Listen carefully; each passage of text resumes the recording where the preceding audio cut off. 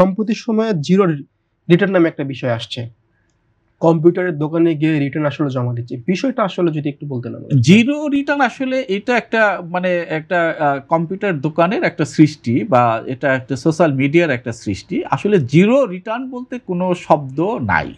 তো অনেকেই যে বিষয়গুলো আছে যে এই কম্পিউটারের দোকানে গিয়ে যারা হয়তো মানে অনেকে এটার একটা মানে জিরো রিটার্ন মানে অনেকে চিন্তা করে যে মানে সম্পদ জিরো, আয় জিরো, হ্যাঁ, সবকিছুই জিরো।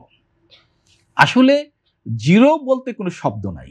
হ্যাঁ, তবে এখানে একটা এটা নিয়ে বেশ আলোড়ন হয়েছে যে মানে আপনার হলো যদি কর যে কর আয়কর যার টিআইএন আছে তাকেই কিন্তু যে আপনার হচ্ছে যে তার ট্যাক্স আসবে এটা কিন্তু না। হ্যাঁ, যেরকম আপনার ৩.৫ লাখ টাকা যদি আয় অতিক্রম করে তাহলেই কিন্তু কর আসে। একজন যে ব্যক্তি তার তো কিছু না কিছু ইনকাম আছে, তাছাড়া তিনি চলেন কেমনে?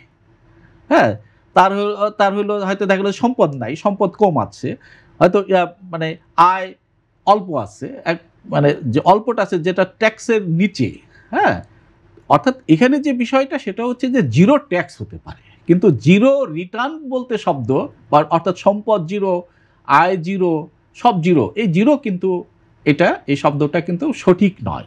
তো এবং অনেকে এই মানে এই ভ্রান্ত ধারণার কারণে যে সব কিছু যদি জিরো জিরো করে দেয় এবং পরবর্তীতে যদি অডিটে নির্বাচিত হয় তাহলে কিন্তু তার হলো একটা হচ্ছে যে নিজে ক্ষতিগ্রস্ত হবেন। যেরকম আপনার হলো সে যখন কোনো কিছু ক্রয় করতে যাবেন বা ব্যবসা করতে যাবেন, তার যদি সম্পদ জিরো থাকে, আয় জিরো থাকে, তাহলে উনি যখন ব্যবসা করতে তো ওনার ক্যাপিটালের ব্যাখ্যাটা কি, বা উনি যে জীবনযাপন করতে সেটার ব্যাখ্যাটা কি। কাজে এখানে একটা মানে স্বপ্রণোদিত একটা মিথ্যা ঘোষণা দেওয়া, এবং মিথ্যা ঘোষণা দেওয়াটা কিন্তু শাস্তিযোগ্য অপরাধও, এবং এক্ষেত্রে কিন্তু ৫ বছর জরিমানা পর্যন্ত হতে পারে। আর আরেকটা বিষয় যে আয় যে আপনি গোপন করছেন, যখন জিরো রিটার্ন দিলেন, এটা যখন অডিটে নির্বাচিত হবে, অডিটে নির্বাচিত হলে পরে তখন যদি তার আয় থাকে মানে অন্যান্য থাকে, তাহলে কিন্তু তাকে তখন পরবর্তীতে তাকে জরিমানা দিতে হয়। কাজেই এখানে সঠিক অর্থাৎ আয় যাই থাকুক, অল্প থাকুক, সম্পত্তি ডিক্লেয়ার করতে হবে। এবং এক্ষেত্রে আরেকটা বিষয় সেটা হচ্ছে যে ৫০ লাখ টাকার উপরে যদি সম্পত্তি হয় তাহলে কিন্তু আপনার হলে সম্পদ বিবরণী দিতে হয়।